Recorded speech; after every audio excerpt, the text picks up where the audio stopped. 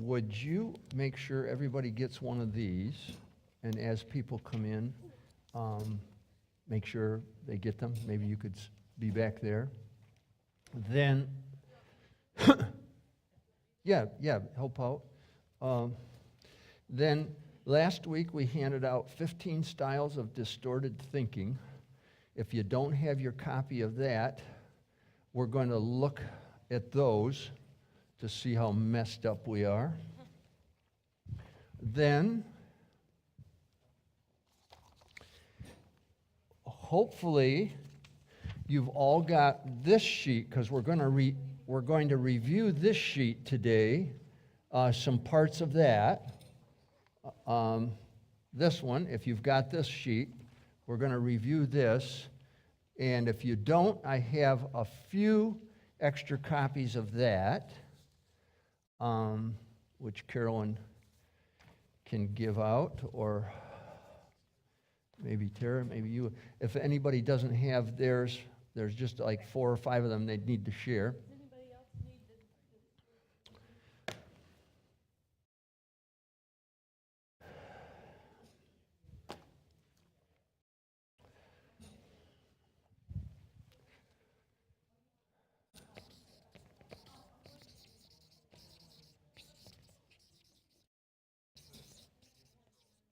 Not bad for left-handed, huh? Yep. Yeah, a little of that too. All right. Well, did y'all have a good week? Pretty good? Did you pass anything this week, you guys? Pass any tests or anything? What's that? All right, you passed the basketball. Okay, all right. It's not what I was getting at, but anyways. All right. Anybody had any big answered prayers this week? Yes.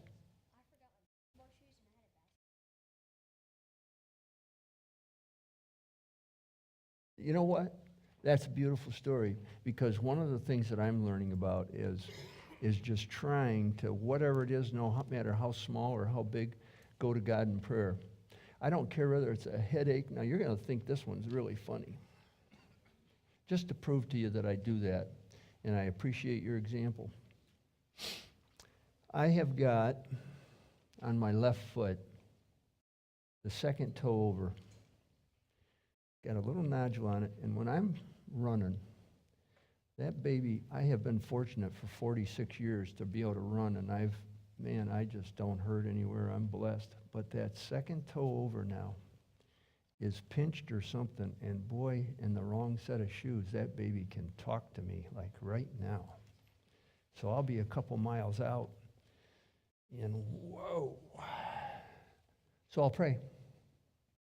The other morning, I prayed, and I mean to tell you, the pain in that, it was miraculous. So I'm learning to do that thing of going to God. It says in 1 Thessalonians 5, 16 through 18, it says, rejoice always, pray without ceasing, and in everything give thanks. 3 beautiful verses in a row. So, all right. Anybody else got an answered prayer? Beautiful. Beautiful. How long did it take to sell? 4 months.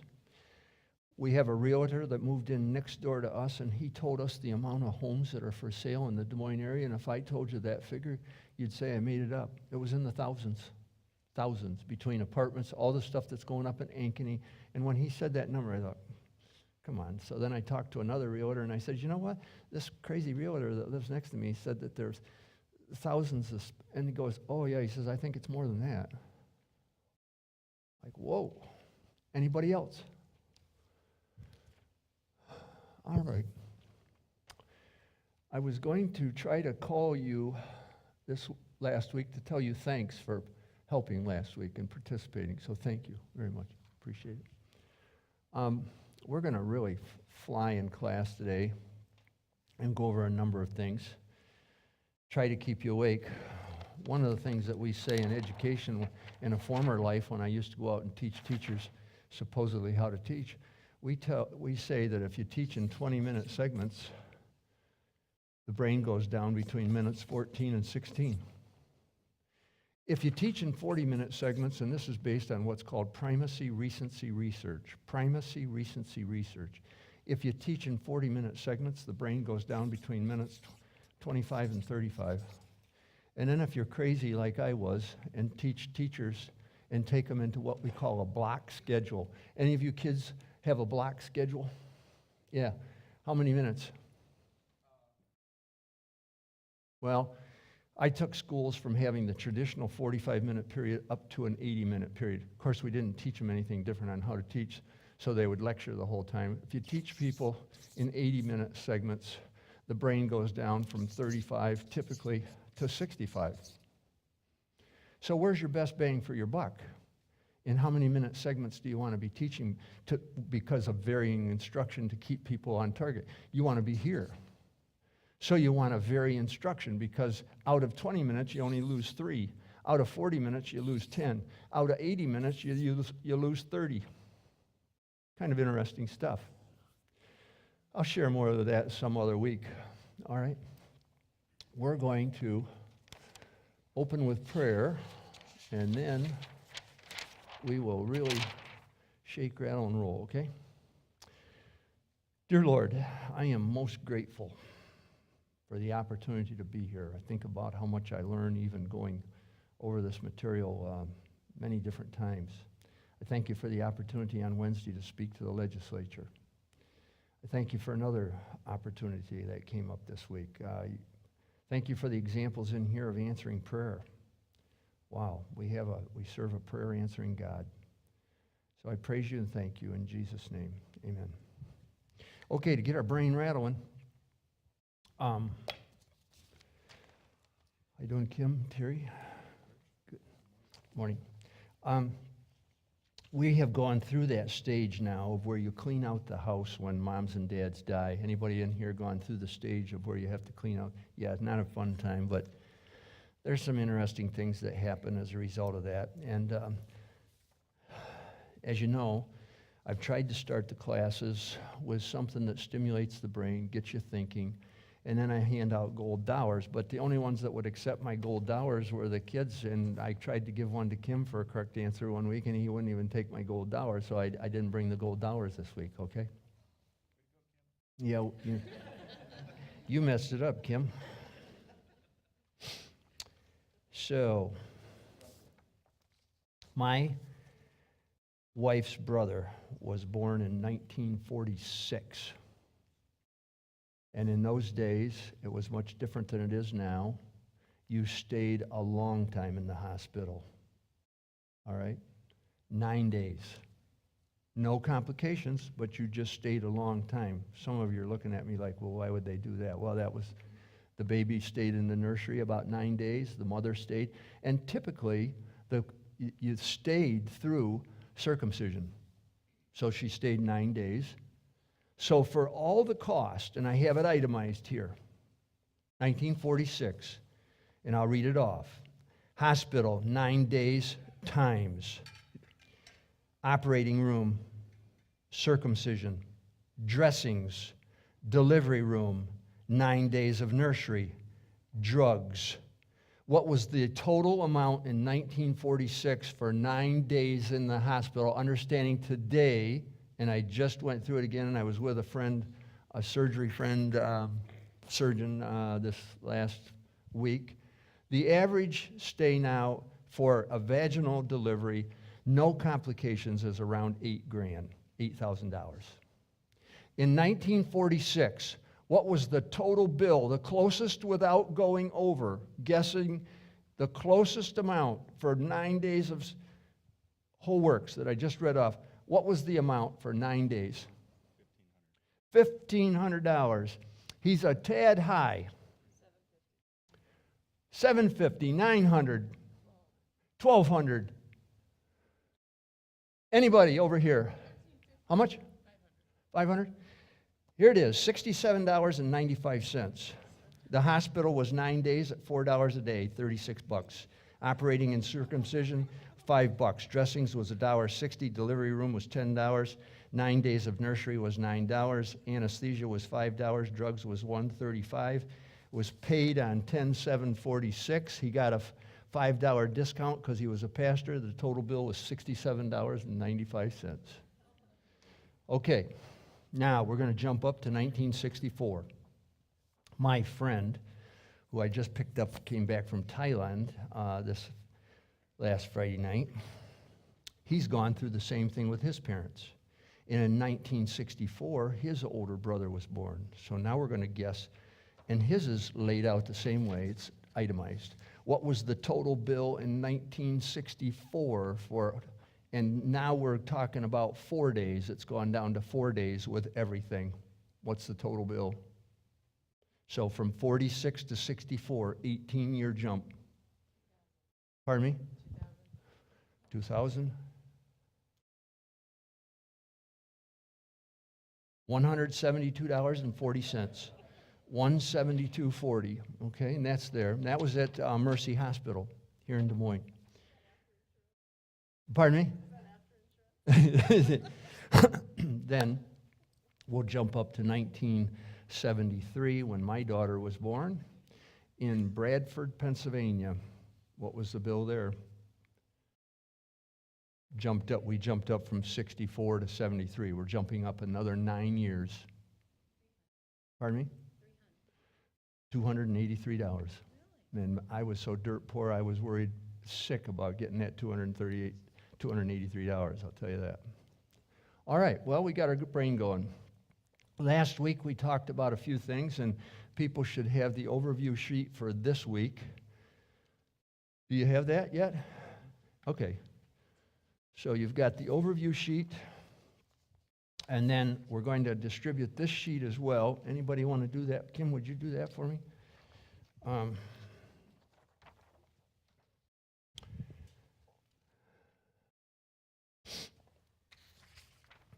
We are passing around this guy, and it had to do with phrenology. If anybody wants to pass it up and down the rows, and before we pass it, Anna, I'll just review what we tried to do. This whole class is based on 3 verses, right? The first verse was Romans 12:2, which is, anybody? Romans 12:2. Anybody? Make me feel good. I'm going to cry in a minute here if you don't come. Be ye transformed. But then it says how to do that. How do you do it? By the renewing of your mind. And we said, and this, I can tell this doesn't come as alive as much to you guys as it does to me. I get fascinated with how we think and how thoughts get going. We said, how do you get transformed? You got to renew the mind. Well, we said the mind is everything that you've taken in. You don't have a thought going through here without something that came in from the 5 senses. Now that's powerful to me. There's nothing that's going through this trap that didn't come through with the 5 senses. My worries, my anxiety, will my house sell? All that stuff. Man, I'm 4 miles out and boy, that toast. I'm feeling a toe. Think about it. Anything that you've got going through this noggin, it came in through the senses. So now he says, be ye transformed by the renewing of everything that comes in to the noggin. Is that one way to look at it? Be ye transformed by the renewing of everything that comes in. So then Paul says, think about the things that are true, trustworthy, pure, lovely, right, excellent, and praiseworthy. Isn't that interesting? So now we've got a litmus test. What are you thinking about? What are you letting come in? So then I think about this bubble. I've got to be living in this bubble and protect myself, protect my mind, protect my everything that's coming in. So people have been just really vexed with our thought processes. How do we, what makes us think? Why do we worry? Where do those thoughts come from? Why can't we get rid of them? We've tried to train ourselves on how to get rid of them. We talked about lobotomies. We talked about going up through and severing tissue, because if we sever the tissue, then I can get some peace. I want peace, man. I'm worried about the house selling. I'm worried about I haven't slept for 3 days, and I'm burnt out. And so we came up with lobotomies so that we could scrape the tissue so somebody can go. And basically, that's what they would do. until the tissue would grow back, and then they'd go in and lobotomize them again. So we've talked about, and then along came medicines. Praise God. Along came medicines because we're trying to control these thoughts. With that, we had phrenology we talked about last week. So some guy comes up and says, hey, he starts rubbing head, finds bumps. Sure enough, this person that has a bump here, wow, they like potatoes and gravy or whatever. And he's trying to figure out. So they did this full-blown study of people, their bumps on their head and what they think about and what their strengths are, and they called it phrenology. And there are still phrenologists. Anybody Google it this last week? Did anybody Google phrenology? Yeah, we still got PhDs running around that are still feeling heads and finding out where your strengths are. Interesting stuff. Another word, we've had some words in here that we've talked about that shows how powerful the brain is. We talked about placebo. What's placebo? Yeah, give somebody a salt pill and their headache goes away. It was supposed to be medicine, positive effects. What's nocebo? Nocebo. Nocebo. Remember, Anna? Nocebo? What? This is the bluebird section right over here.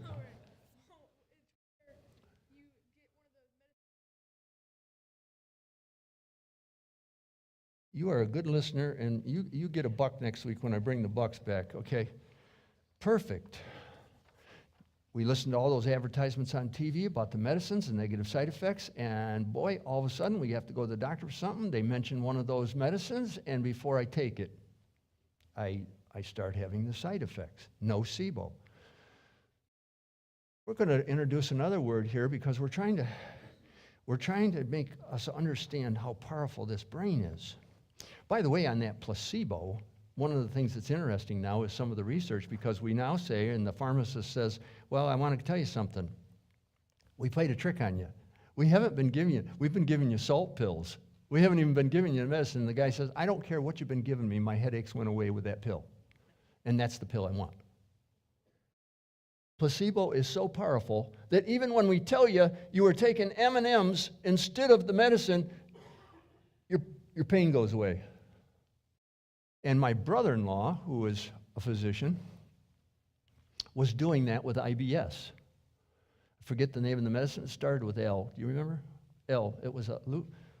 It's on the tip of my tongue, but there was a medicine that was going around, and he was seeing a lot of people with irritable bowel syndrome, and he was giving them a medicine, and cramping would go away, and he gave them another medicine that didn't have anything to do. He was playing his own little experiment. He gave them another medicine that didn't have anything to do with cramping at all, just to get them out of the, and yeah, still working great. Isn't that interesting? Placebo, nocebo, and then we talked about a couple other words. What was that other one that was really powerful? Pseudocyesis. What was that? Anybody? Females ought to remember this. Pseudocyesis. False pregnancy. Yeah, that one's an interesting one. Wow. Hyperthymesia. Anybody know what hyperthymesia is? What's your first name? Mike. Anybody know what hyperthymesia is? Hyperthymesia is Mike starts showing signs of having this fantastic memory. And now people start saying, well, Mike, what'd you do last Tuesday? Oh, and he goes just right down. He says, I got up and I had an egg for breakfast. And he says, we had to go to my aunt's house. And after I got to my aunt's house, he said, I went into work and I talked to so-and-so. And he goes right down through the schedule of, whoa. So somebody says, well, what'd you do last month on the first Tuesday? Oh, I went to... Really? And they start checking him, and he's on the money. I mean, they go back into work, and they look at calendars, and he's right on the money. He at 9 o'clock, he met with Kim, and at 10 o'clock, he met with you, and they start checking him, and Mike has got this memory that's out of this world. And then they start checking, well, what did you do on August 6th? What were you doing August 6th, 1999? Oh, well, that's an easy one. He says, we went over to my aunt's house. She was sick. She was suffering from a heart attack. And he Hyperthymesia. You record everything that went on, period, and you can bring it up. Now, that's a curse instead of a blessing, if you ask me.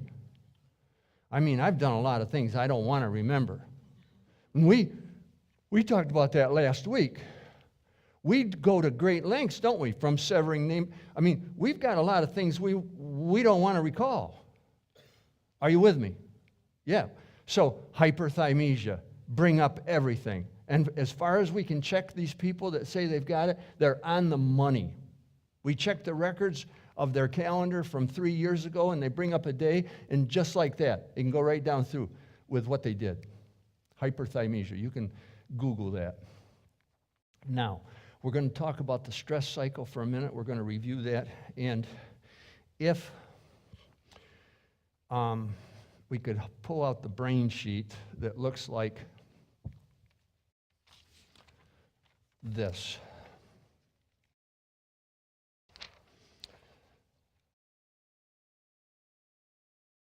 We said that when you get to a point, and I'll use myself instead of one of you, superintendent of schools, 22 years. Original plan was when I got my doctorate in 86, I was going to get out of that. Shame on me. The salary was such that every time I'd apply to a Christian college, it would be peanuts, and I'd look at my wife and say, I'm willing to take a cut, but boy, not that much. And so I'd stay in the superintendency. And I hated it. This is recorded, isn't it? Oh, God. I hated it. My typical day was to get up and be in the building by 6:30 in case a sub didn't come, or answering the phone. 7 o'clock, there'd be a meeting, a curriculum meeting or something. I'd meet with people, and of course, they're complaining about something that I'm supposed to fix. Then the bus drivers are calling in, and I'm sitting next to the ham radio. I mean, all the way down till late in the day. And public hearings, I reorganized 3 school systems in Minnesota, Wisconsin, and Iowa. I closed buildings. I fired a principal, gave him a buyout of $25,000, and he used the $25,000 to write a book about me. It was adopted by Year of the Handicapped. He had multiple sclerosis. The stress points, and I don't know if I was an anomaly, but the stress points of the 25 years of me being superintendent was not fun. I say that because I would go to bed. I always had anxiety as a kid to begin with, and so I'd go to bed, and I'd try to practice everything that I was reading and teaching, and I'd go to bed at 10 o'clock or 11 o'clock after the last ball game or the last sporting events that I had to supervise, and the last parent that's complained because Johnny didn't get enough playing time, and I just know that he's going to get a full ride to the University of Iowa if he was just, So I'd listen to that, and I'd go home and try to let it go. And then at 11 o'clock, 12 o'clock, 1 o'clock, I'm wide awake. 2 o'clock. I can remember, and sometimes my wife didn't, I'd get up at 2 o'clock and go running. 3 o'clock, well, I got to get up at 5. I'll never get to sleep now. So we talked about people that get into that cycle and get into that stress cycle. What's happening on this sheet is, if you look at the thalamus is number 4 on the medial side. Underneath that tissue is the hypothalamus. Now that tissue juts out, and it's not labeled, but it's very close to number 7. It's very close to number 7. So if you go just to the left of number 7, there's some tissue that juts out that looks like a triangle. That's actually hypothalamus tissue. I've got my finger right near it, right there. The hypothalamus, when you get stressed, the hypothalamus puts out what's called cortisol release factor. We call it CRF. It triggers the pituitary gland, which is number 7, to put out ACTH, adrenocorticotropin hormone. And that goes down the spinal cord and triggers the adrenal glands that are sitting on the kidneys to put out cortisol over and over. So while I'm laying in bed and I'm stressed and I can't sleep and I've gone for days like that because I got another public hearing coming up and I'm closing a school and I've got complaining people and I'm not sleeping and I'm pulses up and yada yada, you get it. Your adrenal glands are pumping out a pile of cortisol, and that cortisol is toxic to brain cells, and now you start losing a little bit of your memory, and you've wondered, well, jeepers, I don't remember what he told me yesterday. I remember we were in that meeting, and he told me to remember that, and I didn't write it down. Well, I wrote it down, but I don't remember where I put it. Stress cycle. Cortisol's killing cells. Now, we're going to change and go from that one, and we're going to go to this one. Okay? So you say, well, where's it killing cells? Well, you've got on here the amygdala and the hippocampus. And you remember I made fun of my wife a few weeks ago because I said she didn't have an amygdala. Do you remember that? I was sitting next to her, if you remember the example, at a funeral. Young lady killed herself. I don't know the young lady, but they play a video, they play a poem, they play stuff to my wife, and I'm sitting in the front with my wife, and I'm crying like a baby, and my wife goes, suck it up, you'll be okay. And that wasn't quite that bad, but anyways. And I told you at that point is when I could prove she did not have an amygdala, okay? The amygdala is your emotion sensor, your emotion sensor. Now, mine has really gone haywire since the chemo. I mean to tell you, I can cry in a heartbeat. I can cry thinking about crying. That's how bad it is. And I'm being half serious. Golly, and here I go. It's just a flood of emotion that can come. I'm sitting at a trivia night on Thursday night, Friday night, with my surgeon friend. Now, my surgeon friend is the guy that pushes the wheelchair for me, but he put the port in me when I got cancer. He would call me and encourage me. Interestingly, the week I got the port put in, 2 of the physicians in his practice got lymphoma too, and he put the port in 2 of his physician friends. Lymphoma is kind of a tick in lymphoma. So I'm sitting at this table of 8 for trivia night, and he's sitting there. Could be a son, and Ryan just means so much to me. He's become a close personal friend, and everybody else is laughing, and all of a sudden, I'm like, God, he's a surgeon. Why does he have time for me? He's at this trivia night. Man, he put my port in. Then he's texting me, you okay, Rich? You okay, Rich? Rich, you'll be all right. So now I'm sitting there. Oh my, how am I going to get, everybody else is laughing. Maybe I need to go to the bathroom. I don't know. I'm like that guy with the zipper. Remember I told you, maybe I'll just fake it and start coughing or something, Yeah. The amygdala. I tell that because we know that stories embeds things. The amygdala is your sensor. I told you also if I throw out a fake snake and you don't know it's a fake snake, the first thing that lights up in your brain is that amygdala, right there.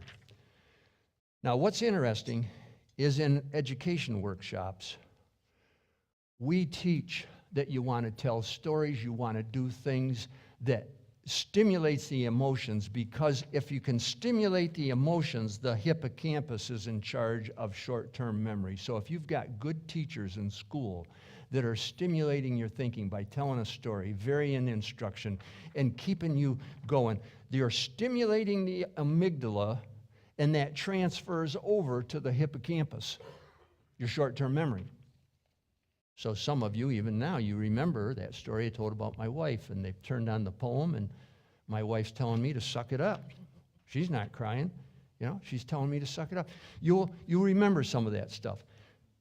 Okay, the cortisol is most toxic to the amygdala and the hippocampus.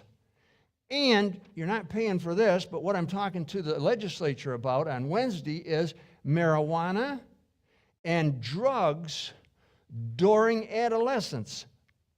You guys, if you start playing with marijuana, start playing with meth, start playing with drugs, it'll affect the amygdala and the hippocampus.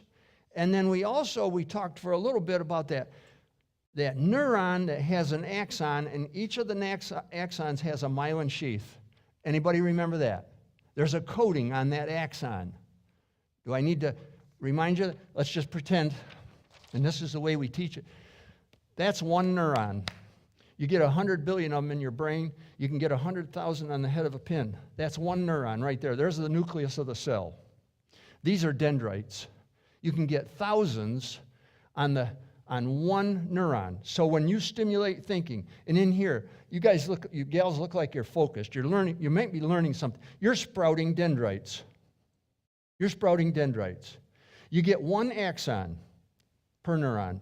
Comes down here and it's got a bulb on it. And last week we talked about SSRIs. That neurotransmitter fluid comes down here. That bulb is supposed to snap, and that fluid will go over into another neuron and do an uptake. It doesn't do that. When you start using marijuana and other drugs, this axon is supposed to get a coating on it. It's called a myelin sheath. It's like, if you can think about this, the coating on an electrical wire. You with me? And we don't have bare copper wires. We got coating on them, right? That myelin sheath is like that coating. So when you're taking marijuana, especially during adolescence, because adolescence, you guys right now, you're really popping. That axon, you're getting the myelin sheath and getting neuronal growth right up through late 20s now, we're saying.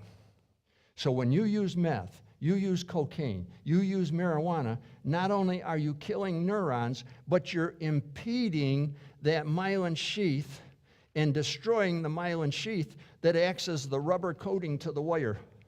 Did I make that understandable? I hope so. That's the best way I can make it understandable. Now, let me ask you this. If you've got two wires and the coating comes off in your house, the coating comes off, and the bare wires touch, what happens? It shorts out. Circuits. We're going to explain that neuronal activity and those neurons trying to communicate with each other. That's exactly what happens when you start playing around with marijuana, especially during adolescence, and start playing around with other drugs. Yes? When you're talking about the stress cycle and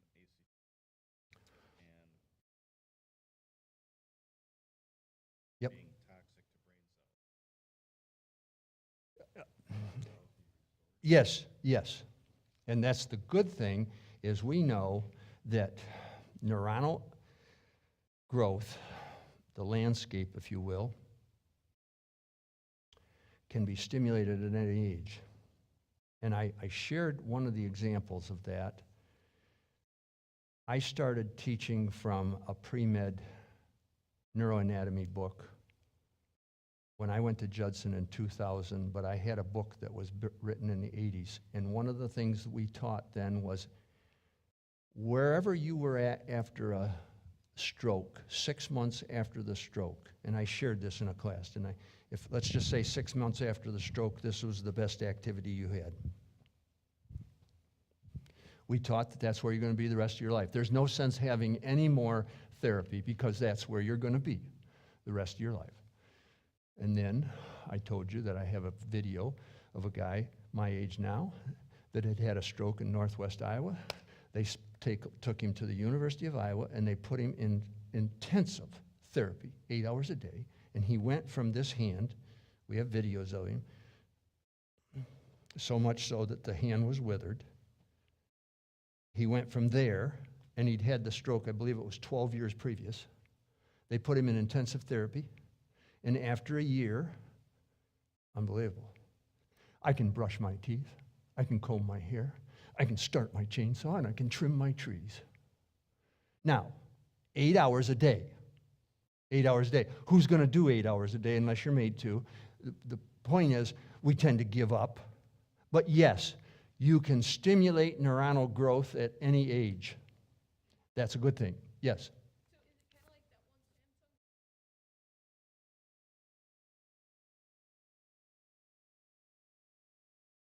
I don't have a life, son. I don't watch that much TV. Okay. Oh, yeah. Well, I don't know which one you're referring to. But okay. All right, so the stress cycle. Amygdala is in charge of emotions. The hippocampus, when we've got good teaching, that emotion stuff carries over into the hippocampus, and it gets embedded short-term memory, and then long-term memory is up in the outer edges, the neocortex. It's stored out here in the outer edges of the brain. Is that making sense? Am I going too fast? Is that okay? You're looking puzzled. Are you okay, Anna? Okay. All right. Adrenal fatigue. We touched on that last week. I only had one copy.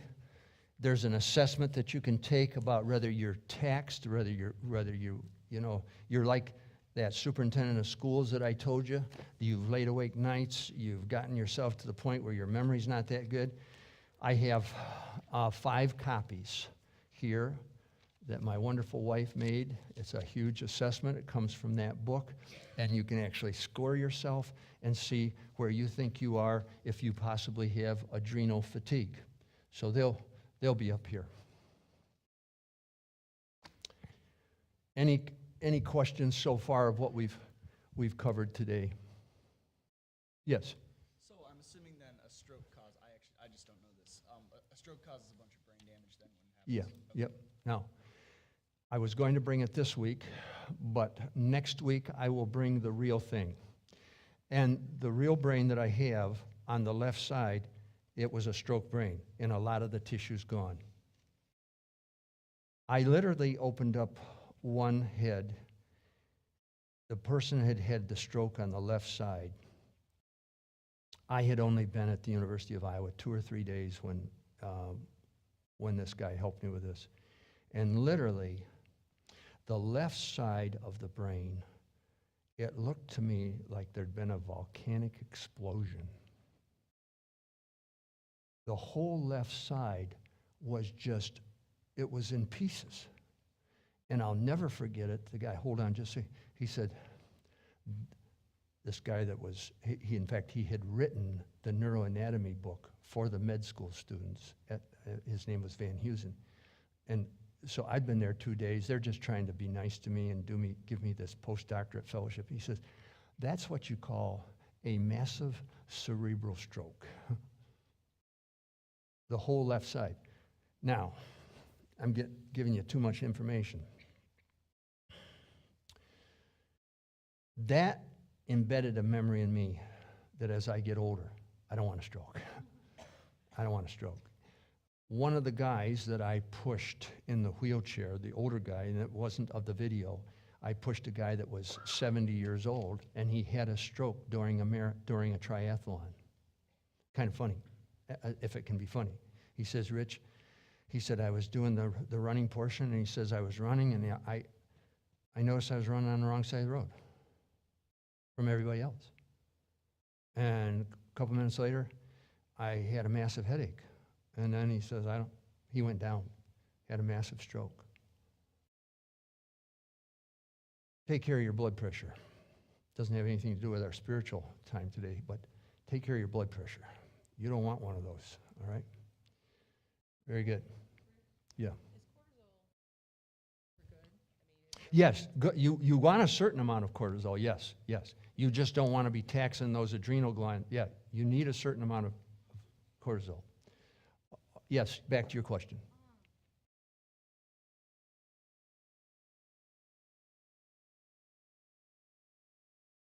Yep.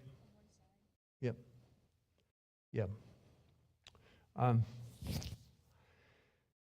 going to try to, with you talking about that stimulated something, and the seizure thing. I wanted to tell you an example about seizures, but if I'm always sympathetic to the crowd and if somebody that has seizures in here, and so I'm just sensing that maybe there's somebody in here that has seizures, and the example that I might give might be offensive, so I'm almost listening to the Spirit here. I think I'll hold off on that. But needless to say, back to the whole thing of neuronal tissue being able to generate. There have been procedures that we've done in the past to get rid of a behavior. Go out and intentionally, surgeons take out a piece of tissue. Interestingly, it would solve the problem for a period of time, but because tissue grows back, or the tissue around the area that was taken out, it learns to take over the behavior. Did I say that so you can understand it? Two things happen. If you take tissue out, tissue will grow back, and the tissue around the tissue that was taken out will try to take on the behaviors of the tissue that was extracted. Does that make sense? Okay. Next thing I wanted to go into was the actual sheet, the review sheet that we had for today. Now here's where we vary instruction. You've sat for the whole time. I won't get you up standing and moving, but what are some things you read? This is the 5th week. This is midweek. We're going to bring in, mid-session, we're going to bring in a brain next week. I'll bring in rubber gloves. Those that want to see it and hold it, you can do that. What are some things you're remembering from the class? Things that have resonated, things that we've said, statements, things that have been on the sheet, anything that stayed with you other than those 3 verses. Anything? Yes?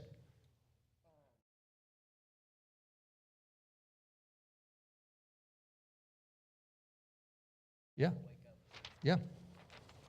My research on the sheet that's just actually a drawing, this gray part right up in here, it's called the caudate nucleus, and because of being born the way I was with a lot of stress, the mom having piles of stress, the autoimmune system is compromised, and because the autoimmune system is compromised, a strep infection can get right into the center of the brain instead of just the ears or the throat and cause OCD. It causes that gray part that I just showed you to swell up to 24% larger than the normal brain. It's called the caudate, and then you end up with OCD stuff. So kids can actually go to bed normal.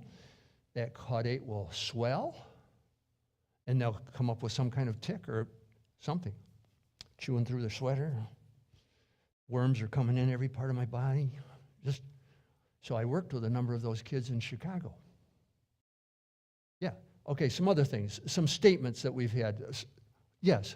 So just that list of negative thinking patterns that Yes. you gave out, that was pretty interesting to just like patterns of negative thinking. And we're going to go into that. Distorted thinking. 15 styles of distorted thinking. Did any of you do any self-reflection and read those and think about whether that's you or not? Distorted thinking. Any of you? Yeah. Yes. Anybody? Got one? Would you share?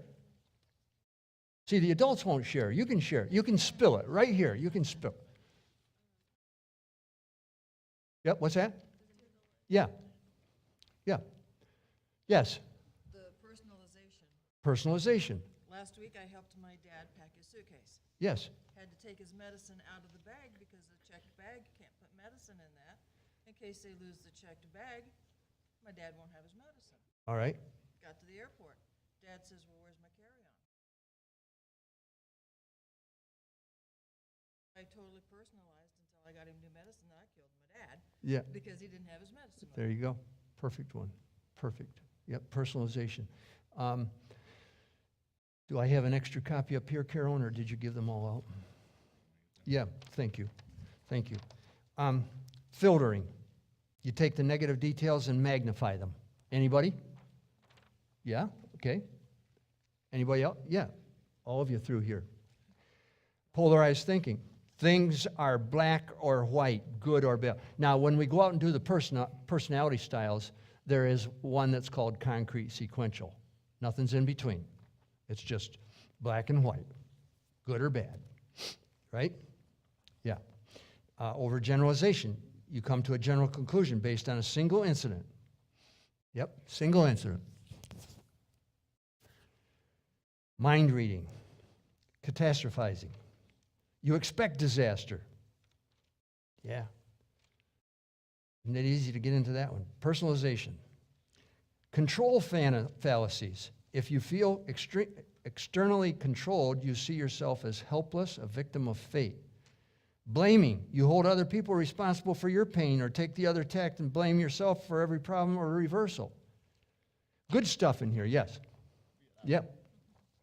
Yeah. Some of us have 3, 4, 5 of these that we struggle with. Yeah. So 15 styles of distorted thinking. Anything else that's resonated with you in the class? Pardon me?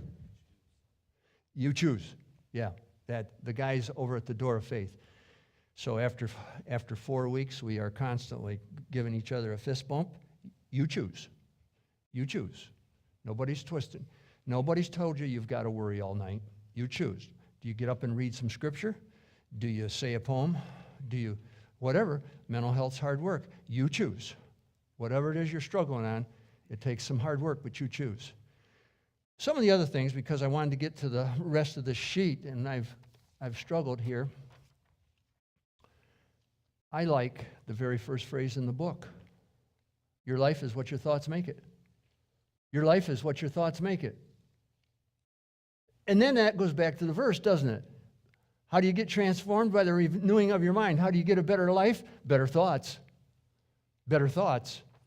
We had another one. If you realized how important or how powerful a negative thought was, you'd never have another one in your life. We also said, propensity is not your destiny. Propensity is not your destiny. I love that one. You are more than your urges. You are more than your urges. This morning, I mean, I could put down a gallon of cappuccino. And I told you M&Ms, dark chocolate peanut M&Ms. I'm like a vacuum cleaner with those things. Yeah, pound bag of those is a good start, you know? I wasn't using this material when I finished my doctorate program, okay? So here is what my Monday nights looked like. And I got into a bad cycle. I would work on Mondays in Minnesota. On Monday evening, I had permission to have leave Tuesday through Thursday from the superintendency. I would drive on Mondays to Vermilion, South Dakota to work because I had to do a residency program. Tuesday morning was the hardest statistics class. Descriptive ex post facto, a priori, non-parametric statistics. It was over my head then, it's over my head now. You cannot have a D. You can have 1 C in the doctorate program. That was going to be my C. But I'm running C minus. I mean, this course is over my head. So on Monday nights, after I drove from southern Minnesota to Vermilion, I would stay up all night with 3 other superintendents from the class. They were Dumbos too, okay? 3 of those guys. And we had a math tutor all night teach us math and teach us statistics. So I'd drive till 10 o'clock. I'd get a 6-pack of Mountain Dew and a 2-pound bag of M&Ms, and I'd stay up all night. And then I'd hit that statistics class Tuesday morning. Now, we don't have time, but that was not a good cycle, okay? It was not a wise thing to do. But guess what? People that are chain smokers, I've got a doctor friend that's a chain smoker, and before surgery, right? What are some other behaviors we have that we escape with? Don't have a lot of time? You think about that. You won't tell me anyways if you've got them, so what do I? Yeah, week 5, we're running down through here. We had 3 verses that were extremely relevant. Psalm 46:10, Isaiah 26:3, and Proverbs 23:7. Be still and know that I am God. Just practicing laying in bed, and we used to teach this. We would teach 2 types of breathing. One of them is that you lay flat, and I used to make the students practice it. We had a table up in front of the class. They would lay,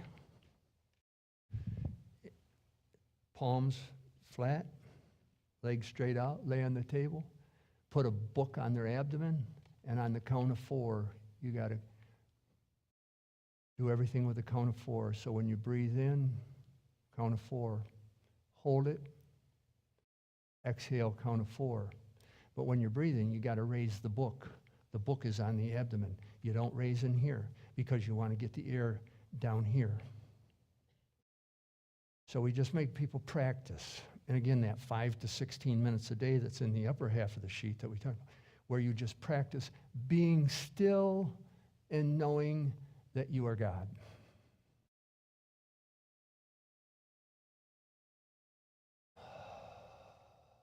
And feel it go out here, not up here.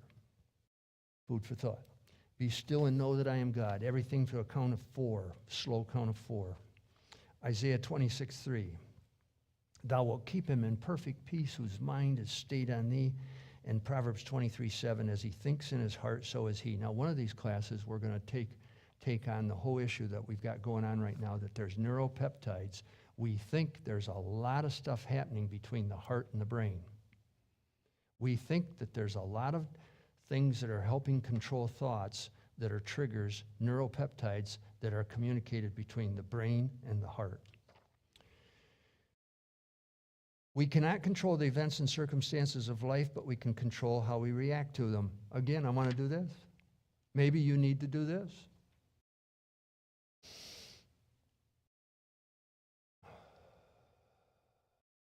Count of 4. Because we're talking about, you can't control the events and circumstances. Maybe you need to take a place, lay down. We can control how we react to them. Research shows that when we don't engage in a disciplined and self-reflecting pattern of thinking, we may experience negative self-esteem, depression, worry, anxiety, and health issues. We have a tendency to focus on the problem and not the solution. Toxic negative thinking produces cortisol. We talked about that.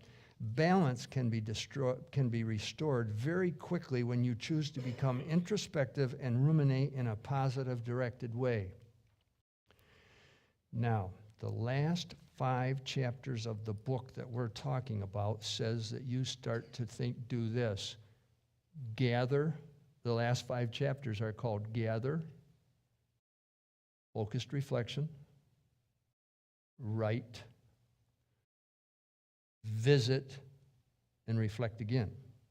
So the first chapter, the ending chapter, is Gather. You're constantly gathering your thoughts. Your constant automaticity. Where's my thoughts going right now? Where are my thoughts going? Where am I at? Even in this class, some of you have been thinking about 100 other things. It's hard to bring it in. So she talks about gathering your thoughts. You're constantly in a state of where you're going, no. And when I'm driving down the road, when I'm doing it, stop it, Rich. Stop it. Stop it. It's wrong. And even if it's not an unchristian thought, no, stop it. That's not where I want to be. I want to stop that. All right? So we've got to learn to gather our thoughts and then do focused reflection. But even these secular things that we're talking about with biblical concepts match up with the 3 verses. Be ye transformed by the renewing of your mind. What are you taking in? Because we said that mind is, it's perception, it's judgment, it's our total consciousness, it's everything that comes in. So we've got to protect that. And how do we gather our thoughts and do reflective thinking constantly so we're protecting that bubble? Is that making sense? I hope so. I can tell you don't get into that as much as I do. Review of cortisol and how it reflects the amygdala and hippocampus. We did that. Review of distorted thinking sheet. We did that. Now, I'd like to give you an example to close off the class. And I don't want to, Am I still being recorded up there? I'd rather just turn it off for now to give the example, because if anybody gets a hold of these tapes, I wouldn't want it to get out. So what do we do in order to turn me off at this point? Thank you, Jonah. The example I'm going to give you is going to be funny, but it's going to be sad. So please don't be afraid to laugh.